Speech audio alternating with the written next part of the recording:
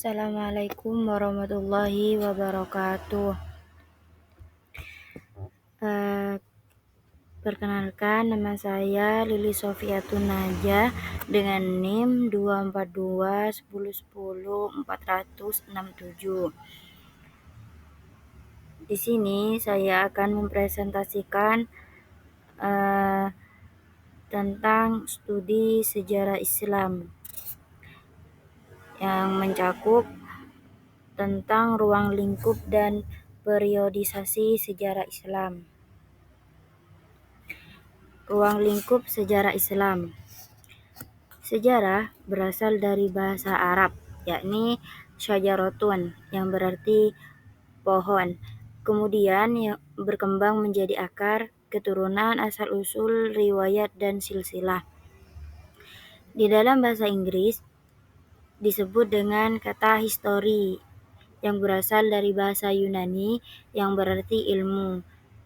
Sejarah adalah peristiwa-peristiwa atau kejadian-kejadian yang terjadi pada masa lampau, baik sosial, pendidikan, dan sesuatu yang benar-benar terjadi.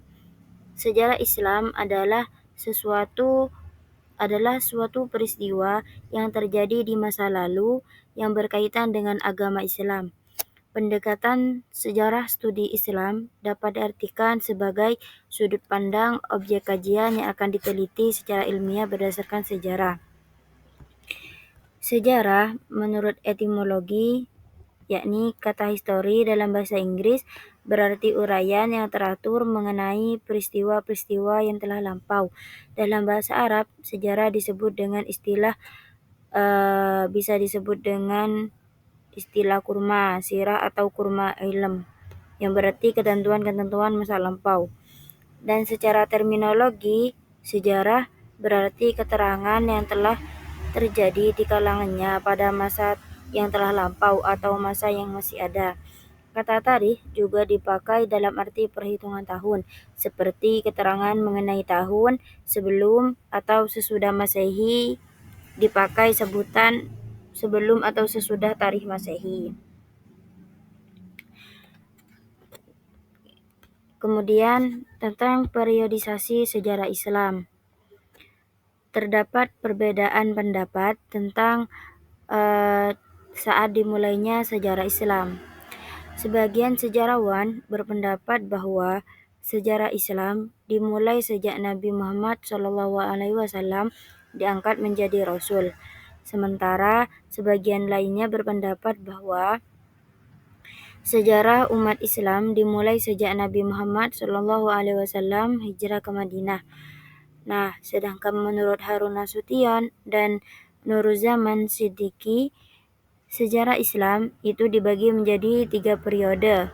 Yang pertama, periode klasik yang dimulai dari tahun 650 sampai 1250 Masehi.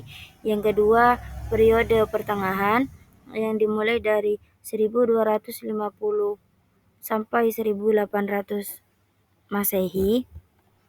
Dan yang terakhir yakni periode modern dari 1800 sampai sekarang. Yang pertama, periode klasik. Masa ekspansi, integrasi, dan kekuasaan Islam. Periode ini dibagi menjadi 2 masa, yaitu masa kemajuan Islam 1 dan masa disintegrasi. Yang kedua, periode pertengahan. Masa kemunduran 1 dan masa 3 kerajaan besar. Periode ini ditandai dengan disintegrasi politik dan kebudayaan, serta munculnya kerajaan-kerajaan besar seperti Kerajaan Utsmani, Kerajaan Safawi, dan Kerajaan Mughal. Dan yang ketiga yakni periode modern, masa kebangkitan Islam. Periode ini ditandai dengan munculnya pemikiran dan aliran pembaharuan atau modernisasi Islam sebagai respon terhadap dominasi Barat dan kemunduran dunia Islam. Pertama, kemajuan Islam 1. Masa ini merupakan ekspansi Islam di luar semenanjung Arabia, dimulai pada zaman Khalifah pertama, yaitu Abu Bakar As-Siddiq. Abu Bakar memimpin perang melawan suku-suku bangsa Arab yang tidak mau tunduk lagi kepada Madinah setelah wafatnya Nabi Muhammad SAW. Setelah selesai perang dalam negeri, Abu Bakar kemudian mulai mengirim pasukan keluar Arabia. Khalid bin Walid dikirim ke Irak dan berhasil menguasai Al-Hijrah pada tahun 634 Masehi. Kemudian pasukan Islam dikirim ke Syria di bawah pimpinan Amr bin As, Yazid bin Abu Sufyan, dan Syurahbil bin Hasanah. Khalid bin Walid kemudian bergabung dengan tentara Syria. Nah, Abu Bakar di sini sebagai khalifah pertama yang memimpin perang melawan suku-suku bangsa Arab yang tidak mau tunduk lagi kepada Madinah. Kemudian khalifah kedua yakni Umar bin Khattab yang melanjutkan ekspansi Islam ke Syria, Mesir, dan Irak. Damaskus jatuh pada tahun 635 Masehi, dan setahun kemudian setelah tentara Bizantium kalah di pertempuran Yarmuk, daerah Syria jatuh ke bawah kekuasaan Islam. Kemudian khalifah yang ketiga yakni Utsman bin Affan melanjutkan ekspansi Islam ke Tripoli dan Ciprus, namun gelombang perluasan pertama berhenti di sini. Masa disintegrasi. Disintegrasi dalam bidang politik sebenarnya sudah mulai terjadi pada akhir zaman dinasti Umayyah, tetapi memuncak pada zaman dinasti Abbasiyah. Daerah-daerah yang letaknya jauh dari pusat pemerintahan melepaskan diri dari kekuasaan khalifah di pusat, dan dari situlah timbullah dinasti-dinasti kecil. Di Maroko, Idris bin Abdullah berhasil mendirikan kerajaan Idrisi yang bertahan dari tahun 788 Masehi sampai 974 Masehi dengan Fas sebagai ibu kota. Sedangkan di Tunisia, dinasti Aghlabi juga berkuasa dari tahun 800 Masehi sampai 969 Masehi. Kerajaan ini dibentuk oleh Ibrahim bin Aghlab, gubernur yang sudah diangkat oleh Harun ar-Rasyid. Masjid Qairawan terdapat di Tunis merupakan peninggalan dari dinasti ini. Di Mesir, Ahmad bin Tulun melepaskan diri dari kekuasaan Baghdad pada tahun 868 Masehi. Dinasti ini berkuasa di Mesir sampai tahun 905 Masehi. Pada tahun 877 Masehi, Ibnu Tulun dapat meluaskan daerah kekuasaannya sampai ke Syria.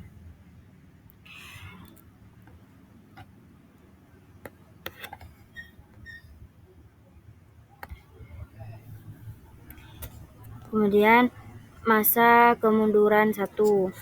Pada zaman ini, Genghis Khan dan keturunannya datang menghancurkan dunia Islam. Genghis Khan berasal dari Mongolia setelah menduduki Peking di tahun 1212 Masehi. Ia mengalihkan serangannya ke arah barat. Satu demi satu kerajaan-kerajaan Islam jatuh ke tangannya. Transokania dan Khawarizm dikalahkan di tahun 1219 atau 1220 Masehi. Kerajaan Ghazna pada tahun 1221 Masehi, Azerbaijan pada tahun 1223 Masehi, dan Saljuk di Asia Kecil pada tahun 1243 Masehi. Dari sini ia meneruskan serangan-serangannya ke Eropa dan Rusia. Penyerangan ke Baghdad dipimpin oleh cucunya, yakni Hulagu Khan. Pertama, ia mengalahkan Khurasan di Persia, kemudian menghancurkan Hashiyashin di Alamut. Khalifah dan keluarganya sebagian besar penduduk terbunuh. Beberapa anggota dari keluarga Bani Abbasiyah berhasil melarikan diri dan berada di antara mereka yang menetap di Mesir. Dari situ Hulagu melanjutkan serangan ke arah Syria dan sejak itu Syria ingin memasuki Mesir. Namun di Ain Jalut atau Goliat, ia mungkin dikalahkan oleh Baybars, jenderal Mamluk Mesir pada tahun 1260 Masehi.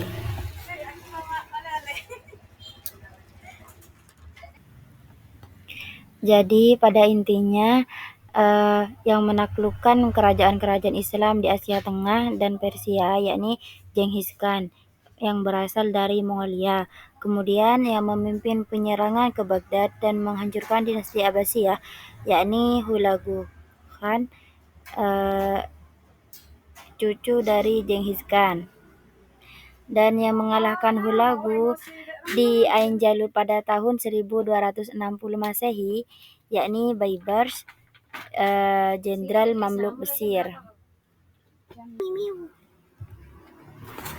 Kemudian fase kemajuan. Fase ini merupakan kemajuan Islam 3 kerajaan besar yang dimaksud ialah Kerajaan Utsmani di Turki, Kerajaan Safawi di Persia, dan Kerajaan Mughal di India. Ketika Sultan Muhammad Al-Fatih 1451 sampai 1481 Masehi dari Kerajaan Utsmani berhasil mengalahkan Kerajaan Bizantium pada tahun 1453 Masehi dengan menduduki Istanbul. Ekspansi di bagian ini lebih mulus, tetapi pada zaman Sultan Salim I pada tahun 1512 sampai 1520 Masehi, perhatian ke arah barat dialihkan. Persia mulai diserang pada salah satu peperangan Shah Ismail dikalahkan. Setelah berhasil menguasai Syria, Sultan Salim merampas Mesir dari dinasti Mamluk. Mesir runtuh dengan jatuhnya Kairo pada tahun 1517 Masehi. Sultan lain yang membuat kemajuan adalah Sultan Sulaiman Al-Qanuni. Sultan Sulaiman adalah Sultan Utsmani yang terbesar. Di zamannya, Irak, Belgrado, dan Pulau Rhodes, Tunis, Budapest, dan Yaman dapat ditaklukkan. Ia mengepung Wina di Astria pada tahun 1529 Masehi. Dalam masa kederajatannya, daerah kekuasaan Kerajaan Utsmani mencakup Asia Kecil, Armenia, Irak, Syria, Hijaz, serta Yaman di Asia, Mesir, Libya, Tunis, Peparat, Aljazair di Afrika, dan Bulgaria, Yunani, Yugoslavia, Albania, Hungaria, dan Rumania di Eropa. Periode modern. Periode ini adalah masa kebangkitan Islam. Angkutan Napoleon di Mesir yang berakhir pada tahun 1801 Masehi adalah sebuah wahyu. Dunia Islam khususnya Turki dan Mesir akan jatuh dan kelemahan umat Islam menambah kemajuan dan kekuatan Barat. Raja dan para pemimpin Islam mulai berpikir dan mencari cara mengembalikan keseimbangan kekuatan. Betapa timpangnya hal itu membahayakan Islam. Kontak Islam dengan Barat kini berbeda sekali dengan kontak Islami dengan periode klasik Barat. Tepat pada waktu itu, Islam sedang berkembang dan Barat berada dalam kegelapan. Sekarang sudah sebaliknya, Islam muncul dalam kegelapan dan Barat muncul dengan kegemilangan. Dengan demikian mulai muncul apa yang disebut dengan pemikiran dan aliran pembaharuan atau modernisasi Islam. Para pemimpin Islam telah mengungkapkan gagasannya tentang cara bagaimana memajukan umat Islam kembali seperti yang terjadi di era klasik. Upaya ke arah ini mulai dilakukan di kalangan umat Islam. Namun dalam hal ini Barat juga berkembang. Nah, berikut adalah beberapa tokoh pembaharu. Yang pertama, tokoh pembaharu di Arabia yakni Muhammad bin Abdul Wahhab. Kemudian tokoh pembaharu di Mesir yakni Muhammad Abduh. Tokoh pembaharu di India yakni Sayyid Ahmad Khan. Tokoh pembaharu di Indonesia yakni Haji Abdul Karim Amrullah. Demikian presentasi dari saya. Apabila ada salah kata, mohon maaf sebesar-besarnya. Wassalamualaikum warahmatullahi wabarakatuh.